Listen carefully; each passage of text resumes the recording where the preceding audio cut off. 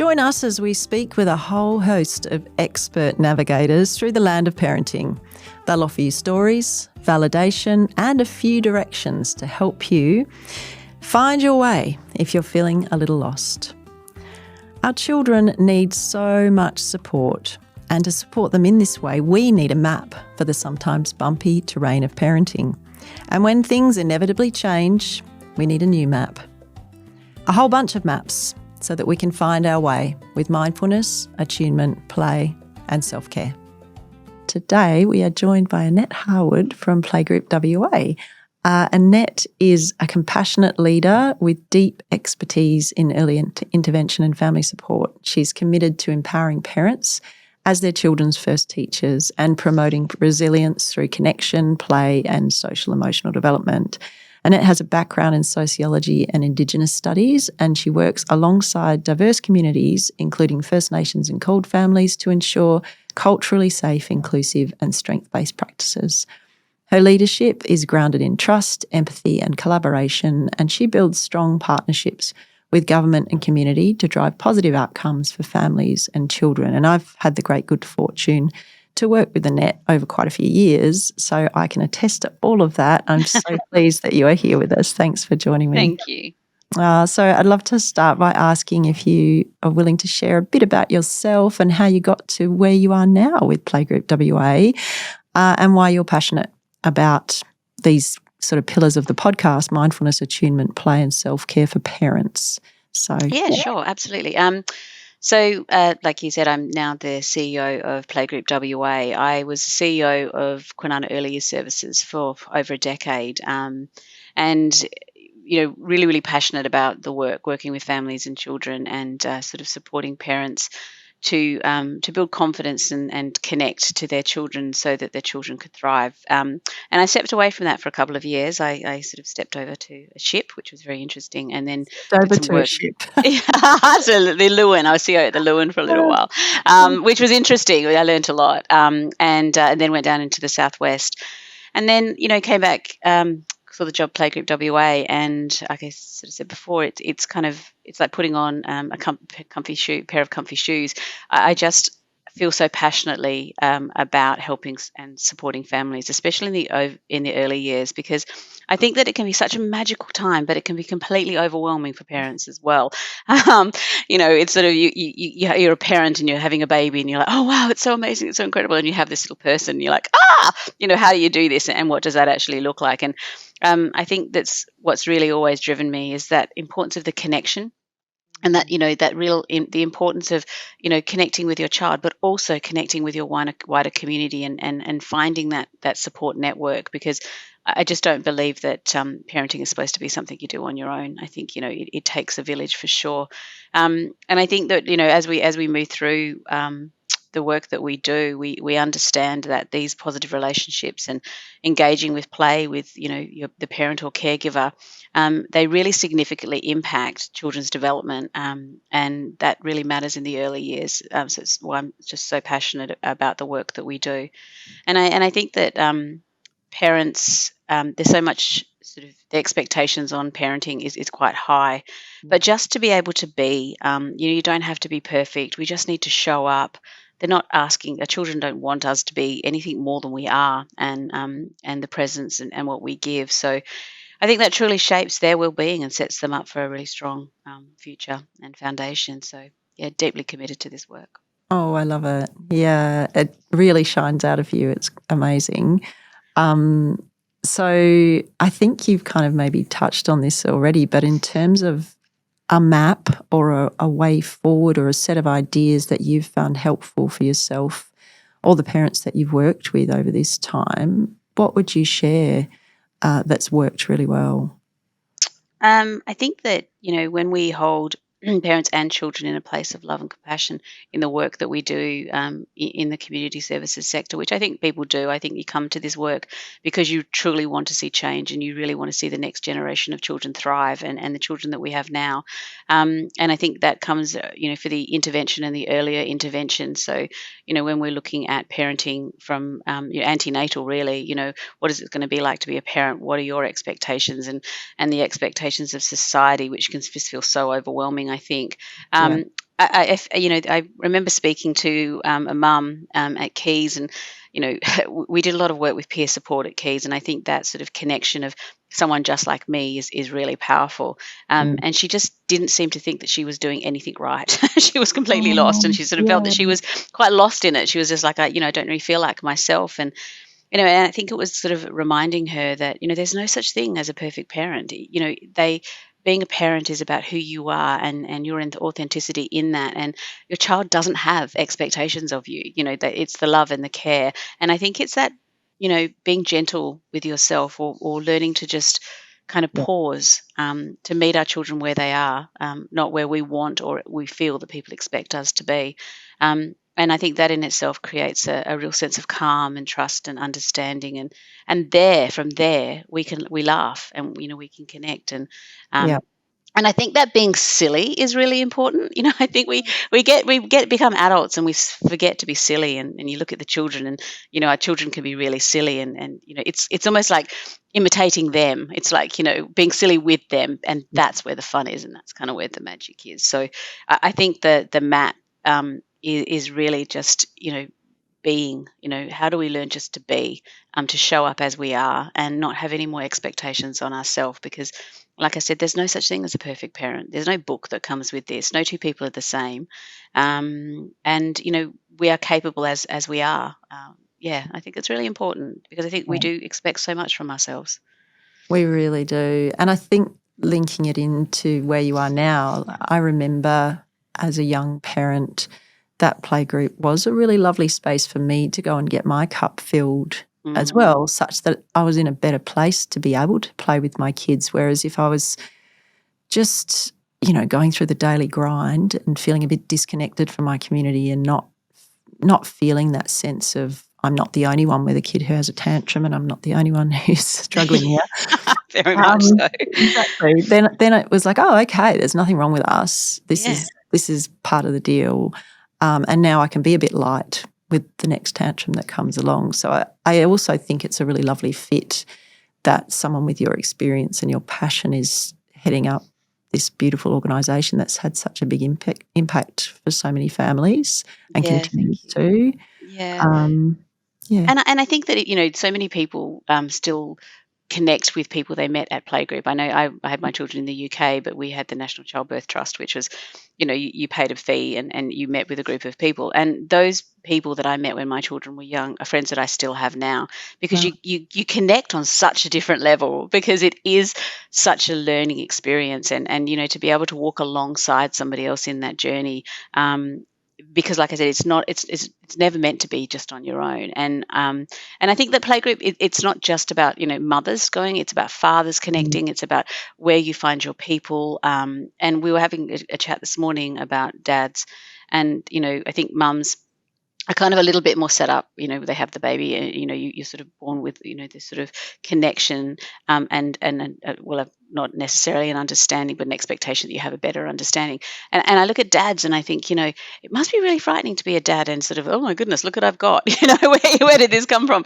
But then to go and connect with other dads to build those relationships, and they can be just as strong as the relationships we have when we have mothers groups, or we go to playgroups as mothers. And I think that grows the confidence of dads, as it grows the confidence of mums. And I think in that confidence becomes that capacity to believe in yourself, to I'm not just a mum. It's such an important job that we do. And I think that Playgroup is that space where people can go, they can connect, they can learn about different things in their community, they can learn play strategies, they can really embed themselves in a community space. And I don't think that it can be taken. I think that when you talk about community, I think about Kwinana, when I worked in Kwinana for many, many years, and I loved it. And that sense of community, when you bring people from the same community together, they actually really understand where you are in your space, because it's their community as well. And I think that's really powerful for people. So playgroups are place-based, and so the people that you walk along the street and bump into are the people in your community, because you can often meet in playgroups. And so you're building that network, that social network, that professional network. And I think that's really important for parents to feel connected in that way too. Yeah, I love it. I love that you brought in dads as well. and all the research is so clear about how powerfully important dads are, but also the earlier they have that active hands-on sort of day-to-day experience, the better the outcomes as well. So it's beautiful to hear that obviously that's really in your sights and it's really something that's a focus. Yeah, I think that's really important. So what about sort of a true north when parents are feeling a bit lost? So this podcast has got this idea of the map. Yep. And they need a map or a true north point. What's been one thing that's really worked for you to hold in your mind as being really important, and then from that, an actionable step for parents listening in?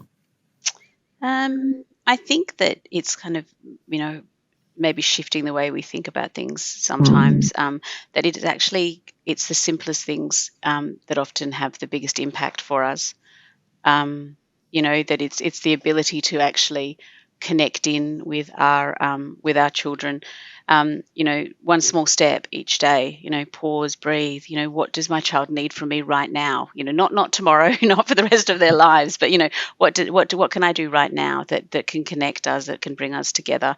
And I think that's often you. It's that child-led play almost. Is it, if it's blocks, if it's playing in the mud, if it's just reading the same book 10 times. It's coming together for just the presence and the warmth of you with your child. And I think that can fix so many things. I think when we get overwhelmed, and if we just stop looking at the big picture and we look at the now, right now, what is it right now that would actually make me feel connected to you, that would make me feel less anxious? And I think sometimes that is just sitting in a space with your child doing something, letting them just talk to you, or, climb all over you, or whatever it might be. It's that connection and that contact. And, and then if that feels too hard, just reach out, because like I said, I don't think we should be doing this alone. Find a play group, or find a mother's group, or, talk to your neighbour. I think that it starts with us, and I think it starts with the way we look at ourselves, and reducing the expectation we have on ourselves. I think that's really important for parents, that it's just about the now. Don't worry about tomorrow. Tomorrow will fix itself. We'll get there tomorrow. Let's just do what we need to do now, to find our space, to find a place to breathe, because we're enough. We're human beings. We have emotions, we have needs. But if we just stop and breathe, it's amazing what it can do for ourselves. Yeah. Yeah, I love that. That really resonates with my experience. And I found as a younger mum with 2 busy boys, that even trying to stop my busy brain, knowing what you said about just stopping, I'd try and stop, my brain would still be going. Mine too. Absolutely. I know. And someone said to me that they found it really helpful to just actually really look at their child, and I found that a really good way in. It's like, look at their beautiful eyelashes. Oh my goodness. Yeah, that's it. Yeah. But we forget those things, don't we? We get so caught up in our busy and our our lives, and what we feel we should be doing, and we should be cleaning the house should be clean, it should be perfect, it should be this. We get so caught up in our expectations of ourselves, outside expectations as well, but they become internalized sometimes, I think. I look at my daughter. I've got 3 beautiful grandchildren. I've got 3 children and 3 beautiful grandchildren, and my youngest grandchild is a little girl called Gracie, and she's 9 weeks old. And and I look at Lou, who's my daughter, and I look at with the 2 boys. She's got 2 boys that just never stop. So you know what that feels like. And then Gracie's just just so placid and so quiet, and she just sort of lays there, and you can just be absorbed by her. And I just love that sort of that. As she got to the 3rd child, she's a bit like, oh yeah, the first one we're all like, oh my goodness, are we doing this right? And it's quite comforting to know that everybody feels the same way. Everybody gets overwhelmed with this. Everybody is like, am I doing this right? Is this supposed to happen? Are they supposed to be doing that? And I'm very lucky. I'm very close to her, and so I'm like, that's fine, that's normal, that's okay. But yeah, I think it's interesting, isn't it, how we just come to this space of the smallest little thing that you can connect with. It makes such a difference with your children and yourself. It really does. Just as you say, we've only got now. And just hearing that beautiful story about your daughter and her children as well. I'm thinking what a gift that she's got someone in her life who can be that steady support and sort of say, yeah, that's normal or that's not. So again, going back to playgroup, I think, or mothers groups or groups where you can check in and just get that validation that, yep, it's okay, you're doing great. It's and when things are maybe, because it's not always easy and things don't always go to plan, again, playgroups can be a great funnel for other information as well, so you can get some support. So, yeah, I think there's a lot of richness in there.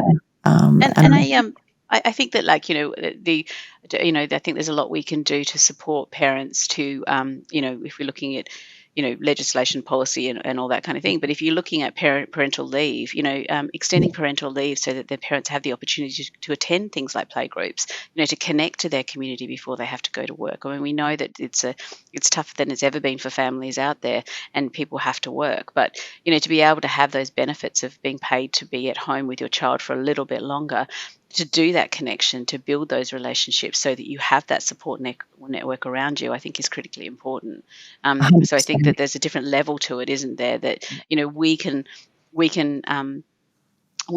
out and as parents and we can try and build ours, but we have to be also provided the support and the capacity to be able to do that in a positive way. So I definitely think that's an advocacy sort of thing that we definitely look at in Playgroup WA. What is it that we can advocate so parents are able to have that opportunity to spend more time at home with their children, to bond and connect and to build those really, really important relationships in our community.